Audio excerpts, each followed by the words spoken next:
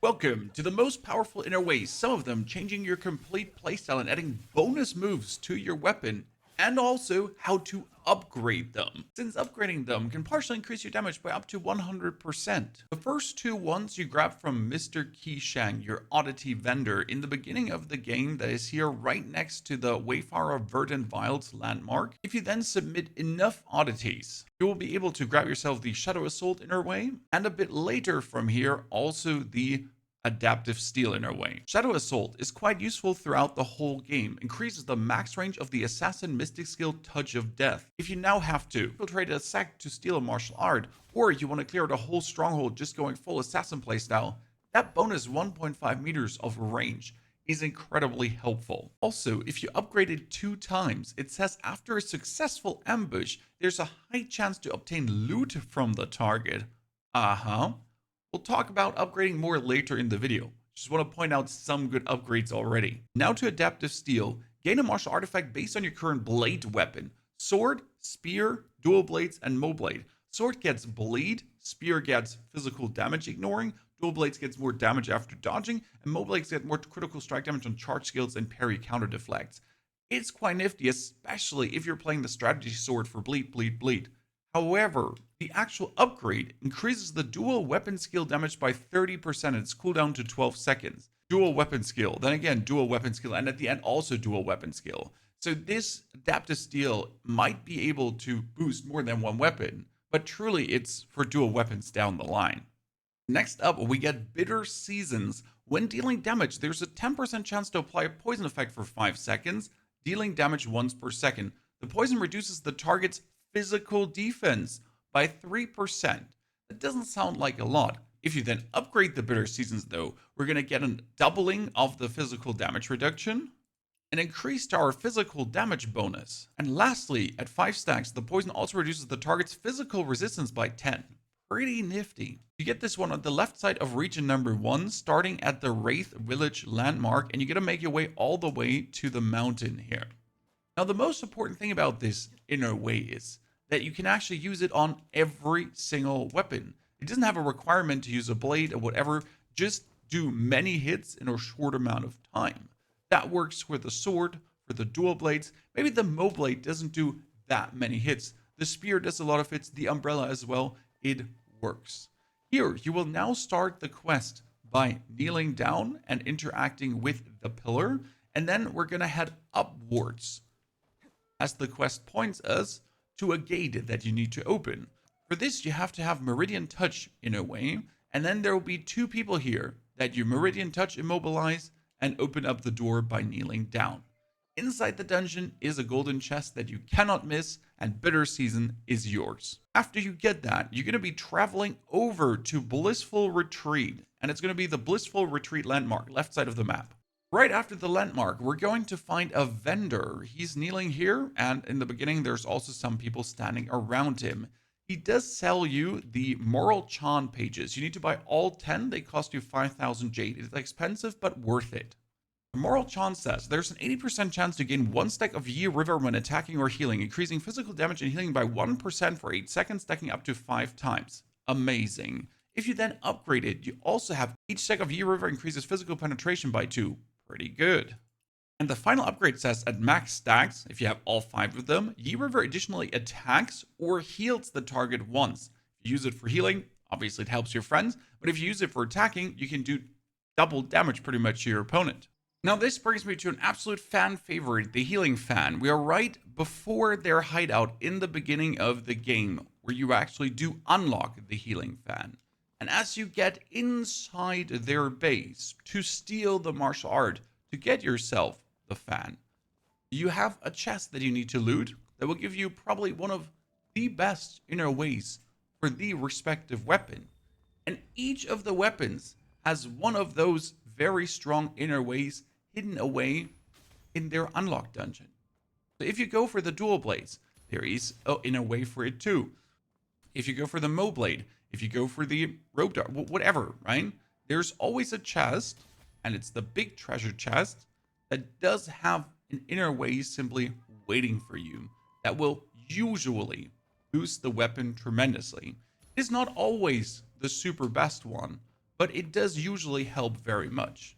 Now, after clearing all of these guys out, you get the golden chest waiting for you. I've already looted the golden chest, so the golden chest ain't here, but it would be exactly where I am right now. And you just take out Jeremiah and Dave, and you're done.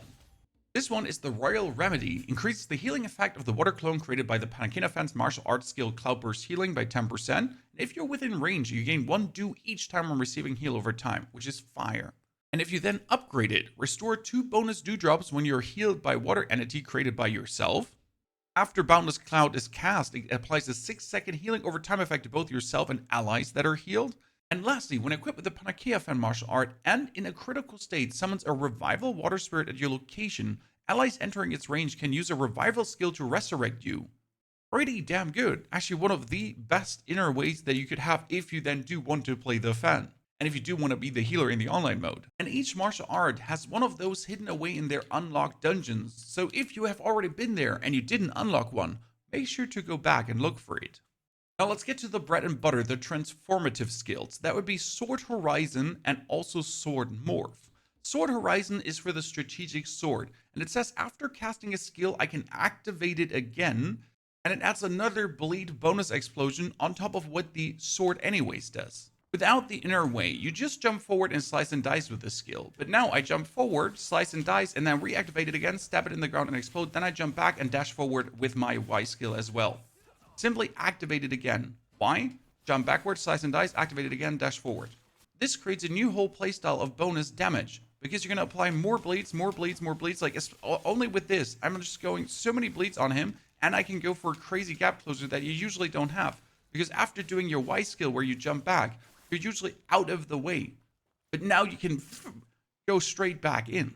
And for the Nameless Sword, instead of shooting 1 arc forward, you're now shooting 3 arcs forward. Normally you charge your heavy attack. And that's 1 slice that shoots forward. Now with a Morph Sword equipped, if you get your key shield up, like this, and then you charge, suddenly we got that triple slash going on. Pretty nifty. And the upgrades are nothing to scoff at for the Sword Morph. It allows you to charge and unleash multiple sword energy attacks without the key shield when you're not in combat, or after 5 seconds after unleashing the sword energy of Shadow Step. While our Sword Horizon has our Crosswind Blades also restore endurance so we can slice and dice even more. And if we do a lot of bleed, we get Crosswind Blade Spirit, which has our Crosswind Blade do an affinity hit. And lastly, we could even retain stacks of bleed after doing the blood explosion that the sword can do. For these 2 inner ways, you're going to make yourself over to Kaifang and then teleport to the Forsaken Quarter bottom right corner and run to the Coffin Shop. The Coffin Shop you will enter from the right side, and it will then take you downwards to the hidden Ghostlight Market. Now the Ghostlight Market itself hides a lot of bonus secrets, and if you go to the Ghostlight Market during its closed hours, that's usually daytime, I think. There are even more quests. I got a video for that linked in the description below. However, from the teleport point, we're going to run all the way down the market. And in order to trade here, you gotta make sure to wear a face mask like everyone else, because no one wants to know who the goddamn hell you are. Now what we're looking for is this sign. It's gonna be outside of a shop left side. So we pretty much just went down Main Street, we found the sign, and you get the vendor called Pang Zhang Zhang. Pang Zhang Zhang is gonna sell you ancient books, and here at the very bottom, we get the Unknown Old Book. There's also the Supreme Martial Arts Secrets, but it's a scam. Don't get scammed. The Unknown Old Book behind me costs 12,500, and he sells 30 of those. If you buy all 30, you will 100% unlock the Sword Morph and the Sword Horizon. Now we talked about bleed a lot, and I want to do even more. That's why we're getting the Fivefold Bleed. It says dealing damage has a chance to apply a stack of Weeping Blood for 5 seconds. And if you get 5 stacks of Weeping Blood, you do a lot of piercing damage at once. And if you actually break through on the Fivefold Blade, as I did already, it increases the piercing damage by 100%. And you can actually increase the chance to apply Weeping Blood. Plus, with the final upgrade, it will retain Weeping Blood after the explosion. This works on every single weapon. Obviously, on the strategic sword, then, with Sword Horizon, we have the bleed stacks that can explode from the Sword Horizon. We have the Weeping Blood bleed stacks that can explode. And you also have from your Y skill, the Bloodstack Explosions. Now, in order to find about that quest, it gets a bit tricky. You're going to open up your map, click on the regional progress behind me, and head over to Wandering Tales. These Wandering Tales are things you can discover throughout the world. They usually give you some jade, regional progress, and so on. However, they can also have amazing rewards. For example, the Dragon's Breath Mystic Art. There's a video, also linked in the description below. But most importantly, the Faltering Flame gives us the Fivefold Bleed tome, just like that. You only have to find the Lantern Hall, but I did that for you. The Lantern Hall is located inside Kaifeng City, above the Grand Imperial Temple landmark, top right corner, right there, in this building. There will be an old monk inside. Exhaust his dialogue until he tells you the Sutras of the Buddha, and then it gets a bit convoluted. First, you'll have to find a thief who will be hovering right away from this monk below the tree. Bring the thief back and you get a little lantern minigame where you'll have to move the pieces and light up the candle. You can figure this out, you're a pretty smart person. Then you need to open up your menu, go to the right side and rest a whole day. After resting a whole day, you need to find another person, which will be located in the temple right next door, and there is a lady that you talk to. Either she's in the first one, I think standing right there, or she was in the second one standing in the same position. After talking to her, she gets teleported back to the monk and you do another of these riddles, which then has you reset another day. Yes, we're going back to day number 3. That's again where the monk is. Here's the temple entrance. And on the steps of this pagoda, there will be the third character that you have to bring to the monk and solve a riddle again. Afterwards, you talk to him, exhaust his dialogues, then go into your map, progress, and don't forget Wandering Tales to claim the reward. Because you don't automatically get the reward on quest completion. No, you gotta find it all the way back again and then press claim reward to finally get your Fivefold Bleed tome. Now there's another very amazing one from Region 1 that I haven't mentioned so far. It's called Wildfire Spark. Refunds a portion of endurance each time it's consumed. As you can see, I don't have it unlocked, but how would I go about unlocking this right now? How would I comprehend this inner way and find out where to actually get this? You can click on the Wild Spark tome, then obtained by following inner way legacy clues. And it said that she Yugi's beloved daughter is so smart, blah, blah, blah. And you click here on the bottom at explore. It actually takes you to a location where it could be, where you could find information. Then we teleport here to the Deer Forage Grove landmark and search the vicinity for clues because the marker is not really accurate since the lady is going to be here located on the right side. You're going to trigger the Deer Forage remedy. Like some girl, I don't know, trying to be a fish. Now you probably unlock the quest Wildfire Spark Tome and get a follow up on her into the Porcelain Guild. There you'll find her standing on top of the tower, and she keeps trailing you around the map next to the 1000th Buddha Veil. After you found her again, she'll ask you to heal her, which we could easily clear because we're a badass healer. Afterwards, a little girl spawns that then wants 3 mushrooms from you, but I get 78 with me, and this grants you the Wildfire Spark Tome. Now, the real interesting thing about the Wildfire Spark are the upgrades. Increase the amount of endurance refunded to 5%. And also immediately refunds 10 endurance after consuming a total of 50. Can only trigger once every 30 seconds. Okay. Then we can increase it to 7% endurance refunded.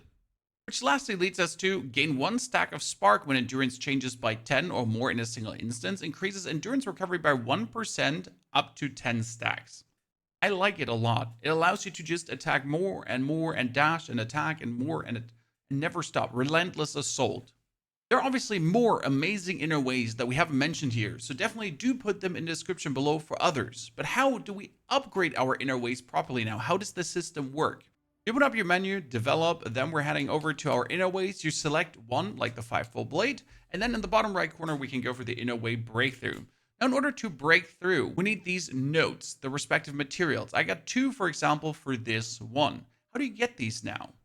Simply by playing the game, the Energy Challenge gameplay campaign outpost sword trial in multiplayer or solo.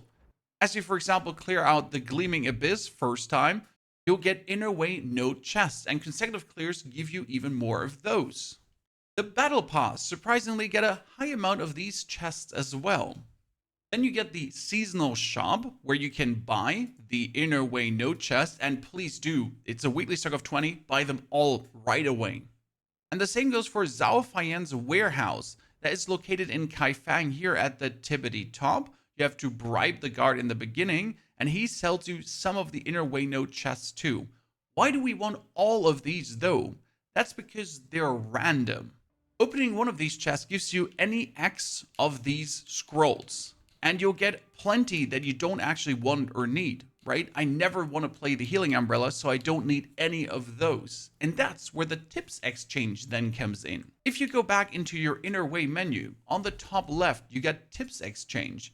Here we could buy ourselves tomes that help with our respective arts. For example, this is the Bell Strike tomes that give me likely Sword Morph or the Sword Horizon. I already possess 2 Sword Horizon, plus random general rare node, and the respective purple ones like the adaptive steel that could help.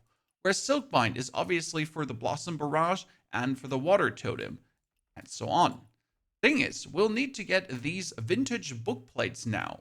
The vintage book plates are very easy to get. For this, you'll open up your bag, and then under gear, go 2 times to the right, quick use and develop.